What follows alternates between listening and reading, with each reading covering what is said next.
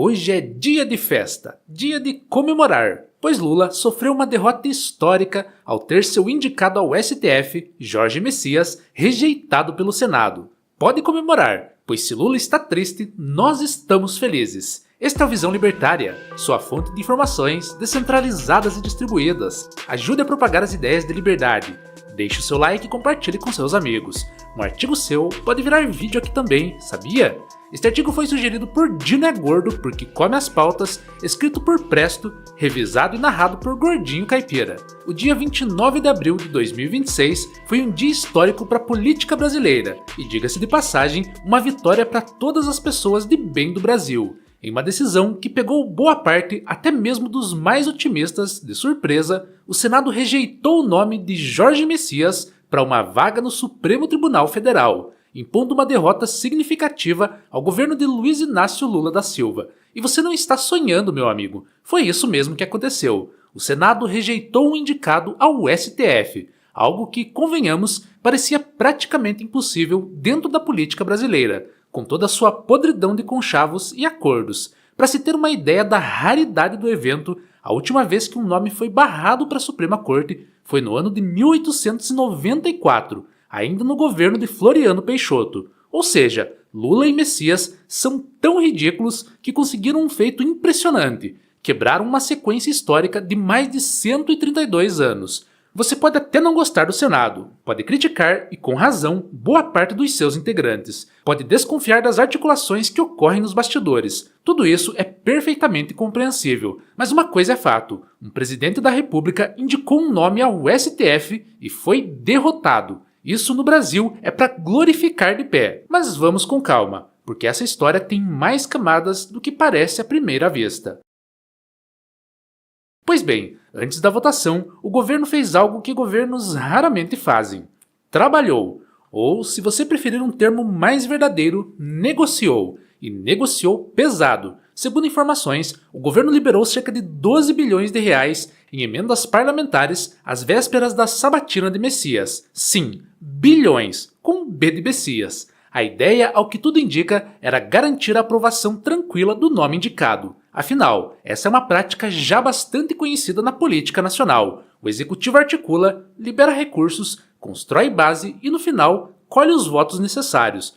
Só que dessa vez algo deu errado, ou melhor, muita coisa deu errado. Apesar do esforço financeiro e político, o governo foi traído por uma figura muito conhecida, chamada Centrão. Aquele grupo que, em teoria, compõe a base de sustentação de praticamente qualquer governo, desde que seja devidamente estimulado. O que é interessante é que, se nem 12 bilhões de reais foram suficientes para garantir a aprovação, o que isso diz sobre a situação política de Lula? Bem, em primeiro lugar, Brasília está sentindo o cheiro da derrota no ar. A verdade é que a política funciona muito mais por percepção do que por fatos consolidados. E nesse momento, muitos parlamentares começaram a calcular cenários futuros. Manter fidelidade absoluta a um governo que demonstra sinais de desgaste pode não ser a estratégia mais inteligente para quem pretende continuar na vida pública.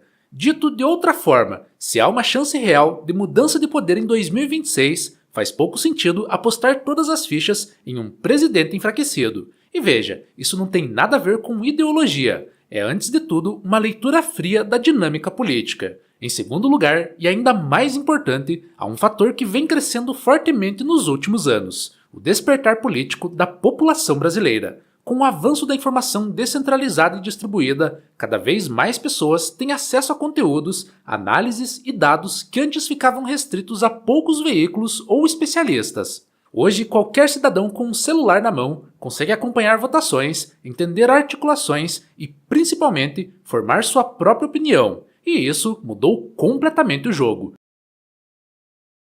Senadores perceberam que o ambiente mudou. Pesquisas recentes já indicam um desgaste significativo da popularidade de Lula, inclusive em regiões que historicamente lhe eram favoráveis, como o Nordeste. Ao mesmo tempo, cresce entre os brasileiros uma sensação de cansaço em relação a escândalos como o do Master e do INSS, negociações obscuras e uso de recursos públicos para fins políticos. Diante disso, o cálculo fica simples: votar contra a percepção popular pode custar caro demais. Eles não estão pensando apenas em uma eleição majoritária. Eles também sabem que, se continuarem ignorando o humor da população, podem não se eleger nem para síndico de prédio.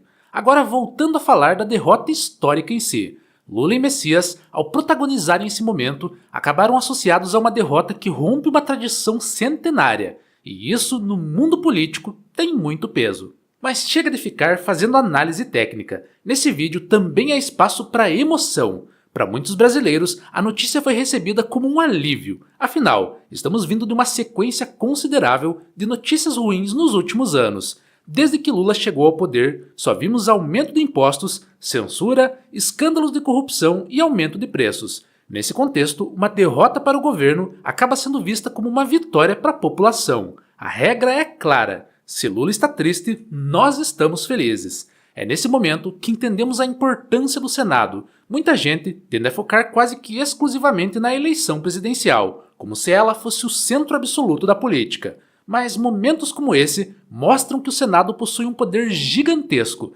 talvez até mais relevante do que o presidente em determinados aspectos. São os senadores que aprovam ou rejeitam indicações ao STF. São eles que participam diretamente da formação de uma das instituições mais poderosas do país. Ou seja, escolher bem um senador pode ter impactos muito mais duradouros do que escolher um presidente. Se os ventos políticos soprarem de forma favorável a nomes da oposição, como por exemplo Flávio Bolsonaro, existe a possibilidade de uma mudança significativa na composição do Supremo nos próximos anos. No cenário dos sonhos, pode haver espaço para a indicação de até 3 novos ministros. Isso faria com que a maioria do STF fosse formada por bons ministros, algo que não se vê há décadas. Claro, tudo isso ainda está no campo das possibilidades. Política é algo muito imprevisível e os cenários podem mudar rapidamente, mas ainda assim continua sendo verdade que decisões tomadas hoje podem moldar o funcionamento das instituições por décadas. Nós libertários não defendemos políticos, não defendemos partidos e muito menos defendemos o Estado como entidade moralmente legítima. Essa é uma distinção fundamental. Ainda assim, acontecimentos como esse mostram que a articulação política e o voto consciente têm efeitos reais. Políticos precisam sentir pressão, precisam perceber que suas decisões estão sendo observadas e, mais do que isso, estão sendo julgadas. A cada dia que passa, mais brasileiros estão entendendo como a política funciona. A informação descentralizada não apenas ampliou o acesso ao conhecimento, como também reduziu o poder de narrativas únicas. Hoje, existem múltiplas versões, múltiplas análises, múltiplos canais, múltiplas opiniões e múltiplos eleitores. E isso não vai desaparecer. Não há mecanismo de controle, censura ou regulação que consiga frear completamente esse fenômeno. A informação, uma vez distribuída, tende a encontrar seus caminhos. Diante disso, que fique claro o recado para a corja política. O jogo mudou. Ou vocês fazem o que a população quer, ou serão engolidos pelas urnas. E quanto a Lula, bem, é difícil imaginar que essa tenha sido uma noite tranquila. Derrotas desse tipo devem doer como um chute nos testículos. Ah, e a propósito, apenas um recado final. A Janja que se cuide. Afinal, Lula é corintiano e, ao que tudo indica, o time dele perdeu. Obrigado pela audiência. Este é um canal colaborativo. Participe você também. Cadastre-se agora mesmo em nosso site visãolibertaria.com e envie os seus artigos por lá. Os colaboradores recebem recompensas em Bitcoin. Inscreva-se no canal e clique no botão da campainha para ser avisado de novos vídeos. Até a próxima!